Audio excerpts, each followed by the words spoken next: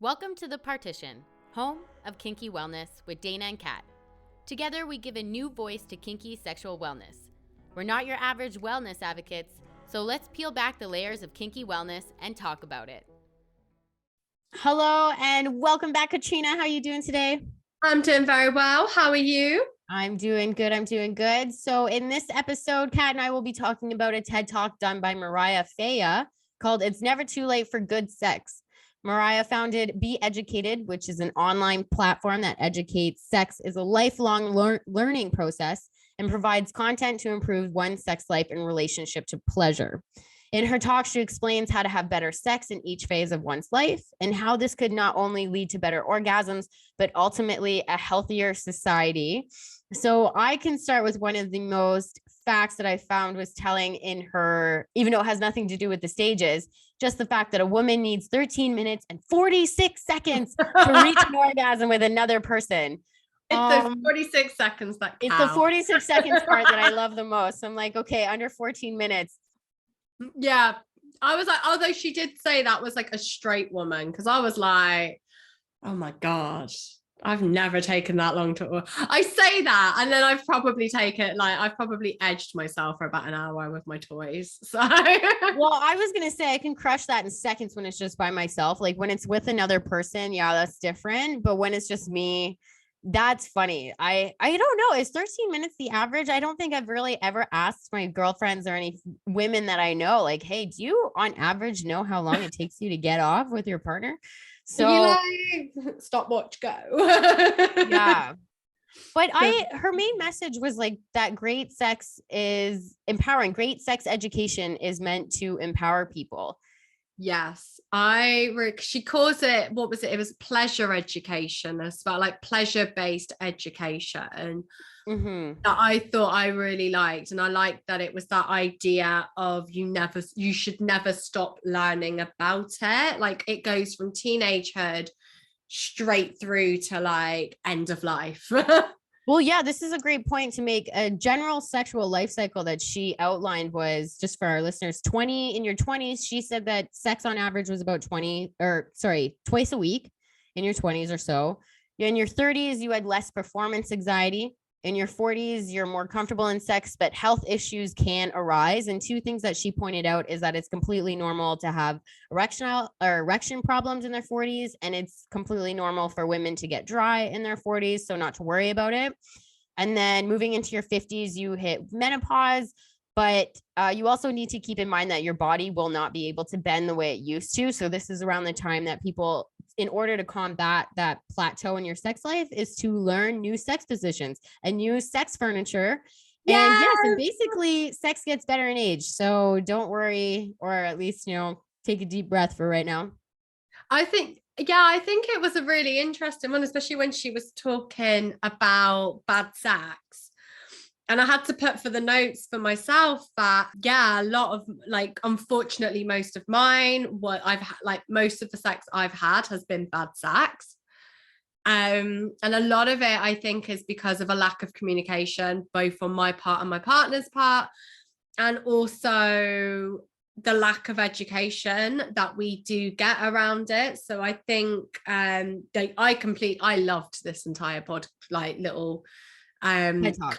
Little TED Talk. I thought it was really good. I think it's a very interesting one, because I think when she also, like, from the only thing I didn't necessarily agree with completely was when she was talking about when you're in your 50s and 60s, the need for new sex ways of having sex, this idea of, because of vaginal dryness, penetration needs to not be the focal point, and like the focus on oral, and I was like, but that needs to be from 20s, I think, and even from teenagehood. I think, what is it, only 18% of women can actually achieve an orgasm just from penetration alone.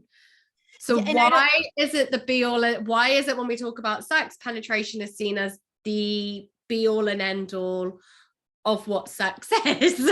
And it's also such a limited, you're right, it's a limited viewpoint, because again, there's other parts of the body that get missed out like different parts, your shoulders, your inner thighs, the back of your legs, things like that.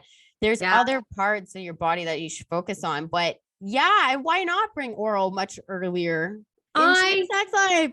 I know, I love oral. And the really hard part is, and you would think as a lesbian, it would be a massive part of my sex life. That's the problem. My partners don't want to do oral. And I was like trying to explain to them, you're never going to get anything in. So you might as well lick around it. And they wouldn't. And I just, I mean, I say this as someone who hasn't had sex in about 6 years. So, but I don't miss it because I do have good orgasms. So yeah, but also like not to do oral. It's one of those things like, yo, if you don't do oral to me, I'm not returning the favor. How that goes, like both ways. But even with the, like what she said about empowering, like I do feel like our sexual education right now is lacking in the fact that you want to love your bodies. Like what happened to teaching children at a young age to like really love the bodies that they're in, the skin they're in? Like that's part of sexual education and empowerment. I totally 100% agree with her that we should not be questioning or even having education that even questions the body that you're in, or like you have to love it. Like that is part of loving the whole existence of being down here. Like, and we all have moments where we don't like what we see in the mirror, but that's the whole point where we work through it. Like it's not, the end goal is not to hate the bodies. It's supposed to love our bodies. Yes. And I think you see that in the way she talks about, especially after the age of 30, like these ideas of being like, it's completely normal that the body isn't going to be able to do everything you could when you were 20. That is a completely normal thing, but that's not a bad thing. That's just age. That's just your body moving through its process. And it's also like just movement in general. Like sex will change, but so will your exercise routine. Same with how you will get on like up and down. Your energy levels will change. Like it's one of those things like we can say it will affect your sex life, but it really affects everything. Your sex life is just part of it. Exactly. And I think the thing I do find quite interesting, because when we're talking about like loving your body, I think what needs to also be said is I think she's German, isn't she? The lady, Mariah. So the reason this is an important thing is their sex ed teaches consent at a young age. And it starts with body autonomy. So it is that idea of when you are a child, you are allowed to tell nanny and granddad, no, I don't want to hug you or I don't want to kiss you. Yeah. That's consent. And that's how they teach consent and body autonomy. And I think those two are like body autonomy, especially. That is the basis of how to learn to love your body, is to know that your body is your own and you can physically, like, you decide what happens to it. Yeah. Because I was going to say, like, the times in my life I have hated my body the most is when I have felt less in control of my body. So where I felt, especially when it comes to sex, especially when it comes to like relationships, where I've been in situations where people have just felt they've had the right to touch me when I don't want to be touched. People believing they've had the right to grope me, grab me, do whatever they want to me, have been the times when I have hated my body the most, because it hasn't felt like my own. But when I know that I can say, I don't want you to touch me, you don't get to touch me, that's when I've been the most body confident in myself. And that's when I've loved my body, because it's my body and I do things with it for me. So like I do pole and I dress sexy for me, not for other people. And once I got that autonomy back, I found like that kind of side of things kind of grew. Does that make sense? No, that's good. And to your point, like how, like, this might be a little off topic, but the fact that we're teaching kids like, no, I don't want to touch you, I don't want to hug you. I think that also we need to teach, I'm not sure where we would teach this, but I do feel like, at least in my work, I try to teach adults to ask for affection back, like ask for a hug. if you want that hug. It's the reverse of it. Like sometimes we need a hug or we need contact when we're upset. Like some of us are like that. Like my whole thing is you don't have to say you're sorry so much as like if you come over and you give me a hug and like we can bond or like get better over that, or that makes me feel better when someone's there with me. But yeah, I had to learn how to ask for a hug. That's something on the flip side of that coin, which I got through like BDSM and kink, I think, and overall kinky sexual wellness helped me with that. But yeah, for both, like ask if you want space, ask if you need connection. Yes. And I think that's because that's not something that does get taught a lot. We always talk about it from the side I'm talking of, where it's like you don't want it, so you've got to learn to say no.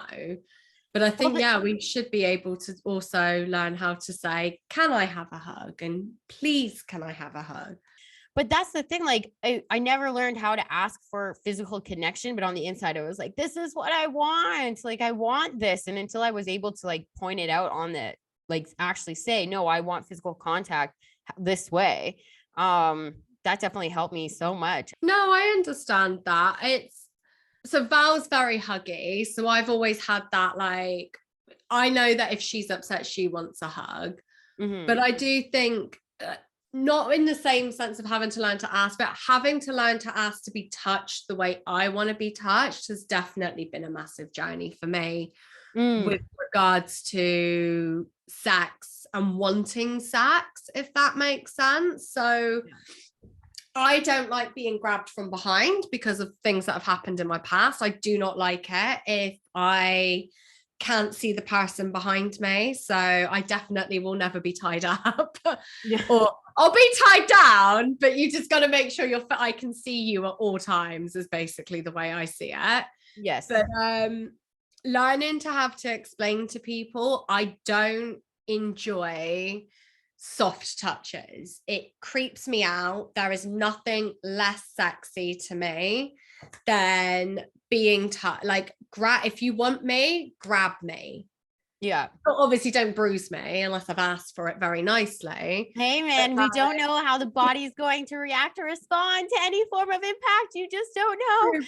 So you know what I mean? Like don't intentionally go out with the intention of like grabbing me so hard. I'm like, ow. But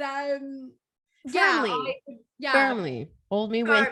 Yes, I find it way more sexy when people grope and grab, like that idea of somebody like kissing at my thighs as they're like holding me.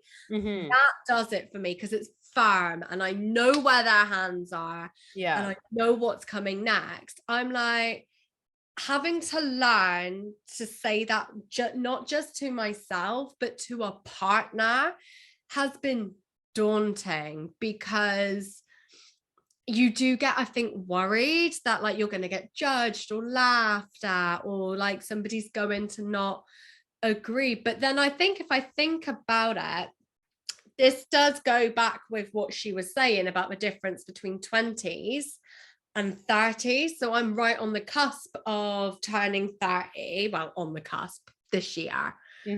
On the last year of my 20s. And the thing that I thought was quite interesting was she's like, you're having more sex in your 20s. Obviously for me, if I have any sex in my 30s, like that's amazing. 0 times 0 or divided by 0 is still 0. That's funny. But it's an interesting thing where actually, even though you're having more sex in your 20s, you're not confident and the sex isn't as good until it seems from what she was saying, until your 30s, because of your confidence with yourself. And I just don't see that. Sorry to cut you off. Like, I definitely agree with you, because I don't think that, I think, again, we think we know what we're doing with sex because we saw it on a video or we saw it on pornography site, but you actually have no fucking clue until you make all those mistakes through, maybe, like, in general, we're generalizing here. So through your 20s and then your 30s, you can kind of iron out those little mistakes or, you know, those learning curves that you went through. But in your 40s, like, I like how she said to bring in like different positions, but sex furniture is also some of those things that you can bring in really early. Like if you grab an AliExpress, I know they have, like, if you want to go somewhere super, super cheap, if you don't mind waiting, like it's AliExpress is like this. Do you have it there? Like, I don't know. It's a website in China and everything's like $5. It takes forever to send to you, but it's so cheap. But you can get inflatable pillows that are like corners and rounds and things like that. So as much as it doesn't need to be expensive, because we all know sex furniture is expensive in the West, they're all buying it at bulk for like dirt cheap. And we have the internet. You can buy it for dirt cheap if you wanted to as well. So I don't think we have AliExpress. That's probably over here. It's probably more as a wholesaler. So like that's what brands buy from instead. And then they like do it's like white good sex toys where they basically just buy these in bulk, put their branding on it, blah, blah, blah. But we do have like, so Love Honey is probably one of the big ones, and they do a good selection of sex toy furniture.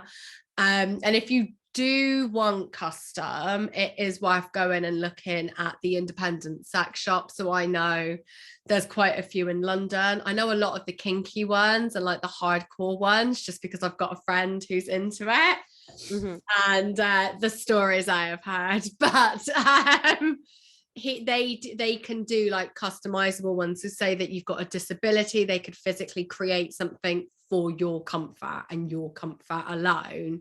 Oh, that's rather wonderful. than a bog standard one, which would be good, which is a good one, because obviously not all bodies are the same, and not all body like mobility is the same, shall we say. And like even what you like can be totally different in the feelings. Like some people don't like, even the joke about the orange, like you don't like the texture of the orange thing. Like there are textures that bother other people. So some people might not like fluffy or the soft feelings of it. Maybe people don't like the slick or the slimy type of feelings of those sex toys. It doesn't matter. There's so many. Yep. Some people don't like the feel of like the coldness of like leather and PVC and stuff metal. like that. Or could be, or could even be allergic. Yeah, that's true. That's true. But another point that I absolutely loved is that you have to learn how to satisfy like yourself. Like she does mention that you don't need a partner for these things. It does come back into yourself. And because self-pleasure, is definitely something that if you aren't, I feel like you need to do it. Who cares if you're in a relationship or not a relationship? You should be doing it. Like I do it. Yeah. Honor does it. Everybody does it. I feel like you should. It's one of those things that you can't be fully reliant on another person to get you to have an orgasm. That's ridiculous. Exactly. And also, I find it really weird, that narrative, especially within straight spaces, that you can't masturbate the minute you're in a relationship. I'm like, why? Yeah. Why? Although I've laughed. I've got friends who have that view, and they were like, it's like that you're cheating. And I'm like, listen, sometimes when I am masturbating, the thoughts in my head are not about another person. No, and it's not.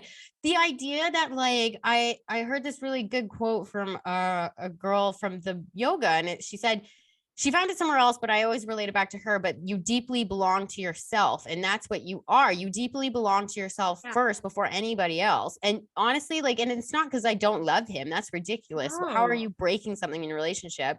And sometimes he's just not available. We have crazy schedules. Like, what am I going to do? Like all day, I'm not going to go. Or if he's tired, he comes in late from work, or I'm tired, I wake up early. We go, like, regardless of what the schedules are, why deny yourself some sort of pleasure, fun, so I can be happy to go around and be more happy when I'm around him versus vice versa? Exactly. I'm completely the same. And I do, even outside of a relationship, when it comes to masturbation, I am a firm believer that it is something everybody should try. If you do not get off, that is fine. There is no judgment. I want to make that clear. I have got many a friend who have tried it, don't enjoy it. Fine. Masturbation? Yeah. They don't like masturbation. Don't enjoy Self-masturbation. Nope, don't do it at all. But I've also got friends who are, the girl that I'm very friendly with, she's very young. And like, she wants to try dating. So we were talking about like, when would you know you're ready? And I was like, well, without being rude, like, have you have you tried anything? Like, have you tried anything on yourself? No. Okay. Well, but I think when you enjoy, like when you know what pleasure is, that's when I would say you're probably I think in a good headspace to think about dating or to think about something like that, because you know what your body. I'm like, but I also am a firm believer, like, it's the best way to learn what your body likes. that's what I was going to say. If you have to at least get yourself off at some point to know, what are you thinking about? Like, what are you thinking about when you get off? Like, that's the big thing. It's not necessarily, can you get yourself an orgasm? It's, is your mind calm enough? Can you calm yourself down? Can you give yourself that self-love and get yourself to that space where you can? If you can't, I don't think you should just give up and not do it. I think that there's something that you might want to explore. One of Mariah's thing is to prioritize your sex, and it's to prioritize your sex with yourself as well. Yes. And I do think, like, I really liked that bit where she talks about, like, you need to prioritize. And I'm like, yes, you do. You know, as somebody who is using dilators in order to deal with my vagismus, I have a busy life. There are some days, like, I have things that I do in the evening between, like, work, social life, gym. Sometimes it is really hard to fit that 15 minutes of practice in, because, you know, there's a lot of lube involved and I can't always be bothered. But having to be like, okay, so we'll do it. I'll do it middle of the day on my lunch break. I can have a quick shower afterwards. I can do cleanup. They say you should do it at the end of the day. And I'm like, yeah, but when I'm really tired, I don't want to. Really? Just do it at the end of the day? Yeah, because it's when your body, like, is right before you go to bed, because it's when your body's meant to be at its most relaxed. And I'm like, that makes sense. But for me, I'm like, by the time I've got the pillow in place, I've got the towel down, I've got the lube everywhere, I'm like, and I've worked my way up to them, I'm like, this is what I mean about, like, different ways to live life. I do think you have to prioritize it. Like, she says, it's only one decision away. It really is just one decision away, whether or not you're going to take hold of your sexual self and your sexual healing, your sexual journey and growth and exploration, if that's something that you're going to choose to do to work on yourself. And I do think that people should be interested in prioritizing their sex life, because it affects so many other levels of yourself, your self-development, your self-esteem, so many other things. It just all blends together. And on to the second point that she says is to find the best sex education that's relevant for you. Not every sex education is going to be relevant. You're not into everything. No, and I think that is a really important one, trying to explain to people, like, just because we talk about kink and we talk about BDSM, it is saying to people, because you don't have to go and do those courses. If you are not interested, don't force yourself to do that. You don't have to take it to the extreme of which you're nervous or scared of. That's the thing. Like, people do partake in BDSM and kink more than they'd like to admit, because really all you're doing is, if you're using your imagination and, you know, adding a couple extra things, and maybe you like tap your partner on the butt, those could arguably all be very, very, very slightest, smallest, softest forms of it. But if it's not relevant to you, move on. That's one of the life lessons. Yeah. Weirdly, I'm not going to sign up to fucking blowjob classes. Yeah. I'm sorry. I love bananas, but not that much. That's funny. No, but it's true. It's true. Because sexual education is not a one size fits all. No. And it is difficult.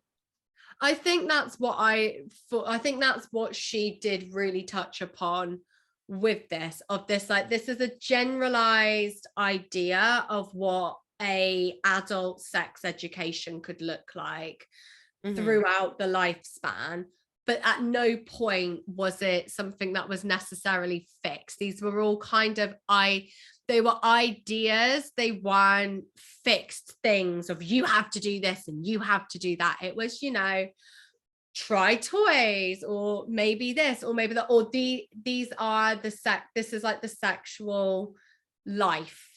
Yeah, and understand that if something comes up, like you get dry or you have erectile problems, it's not your fault. It's just how we live. Like, it's just the body being the body. But recognizing these things and then trying things, because the other bit that I like with her third one was you need to practice. And because I really like that she has this entire time been like, it's never too, like she said, it's never too late for good sex. You shouldn't be having bad sex. Yet you do have to accept that there are going to be times when you're going to fuck up during sex. You are going to fail. You are, you know, and I do really agree on that one. I think whether you've got a new partner or you and your partner who have been together for 30 odd years have decided to try something new, I think you have to go into it with an open mind of, okay, well, you know, that didn't work that time, or something embarrassing happened. I slid off the sex chair, which let's be honest, that probably has happened to a lot of people. Yeah. But I do think when it comes to, like, I don't think labeling it as a failure is what you should label it as. Just label it as an experience. And maybe it went well and maybe it didn't. But I think so long as you and your partner can laugh about it, can talk about it, and then can say whether actually, okay, it didn't go really well that time, let's try it again, or actually, you know what, babe, really didn't enjoy it, I don't want to do it. I think so long as you and your partners can communicate, then that failure can turn into a fun experience and a teaching and a learning to help you have good sex. Absolutely. But, well, like, sorry, to add to that, because she says like implement the work right away. And that's the thing, it's practice, but also just if you're not going to practice, if you're not going to implement, then nothing's going to change at all. Like there is responsibility. If you want to change your sex life, it comes back to you.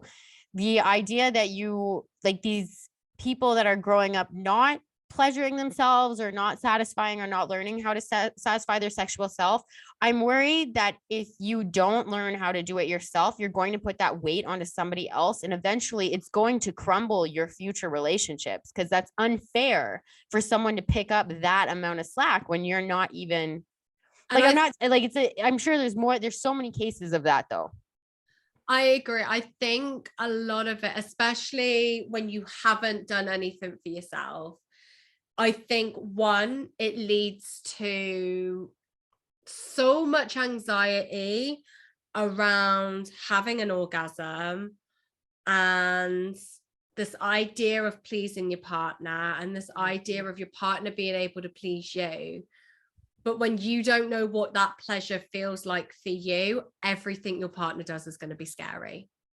And I think that is a scary thing to have. And that is going to add more pressure, and that is going to lead to more bad sex. It's not saying you need to be like I said, if you have tried it and you go, I don't actually enjoy it, I'm not getting anything from it, fine.